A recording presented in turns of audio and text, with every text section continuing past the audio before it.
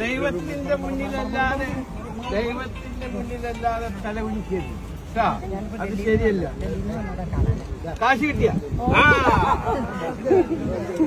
ഞാൻ ഇവർക്ക് കാശ് കൊടുത്താക്കിണ്ടായിരുന്നു. അത് ഇവര് പറഞ്ഞിട്ടല്ല, ഇവരെ ബുദ്ധിമുട്ടി മനസ്സിലായി. അപ്പൊ ഞാൻ കാശ് കൊടുത്താക്കി.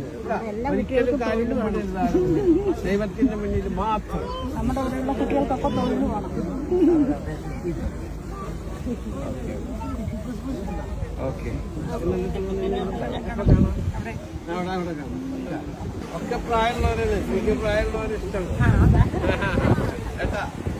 മക്കളൊക്കെ നോക്കണം. ചെറുകളെ തമിഴ മലയാളിയാണ്. കാശ് കിട്ടിയിട്ട് എന്ത് ചെയ്ത്? കാശ് കിട്ടിയിട്ട് എന്ത് ചെയ്ത്? ഞാൻ ആരും അറിയാതെ കാശ് കൊടുത്തു. ഈ എല്ലാ ആവശ്യം ഉണ്ടെങ്കിൽ പറയുന്നത്.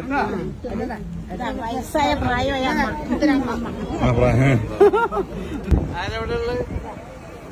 ഭാഷ ഈ പ്രായത്തില് ഇവരൊക്കെ ഒന്ന് പേരെഴുതിയെടുക്കണം കേട്ടാ. പേരെഴുതിയെടുത്ത് ഞാൻ എന്തെങ്കിലുമൊക്കെ വീട്ടിൽ കൊടുത്താൽ പോരെ. ഈ അമ്മക്ക് കൊടുത്താൽ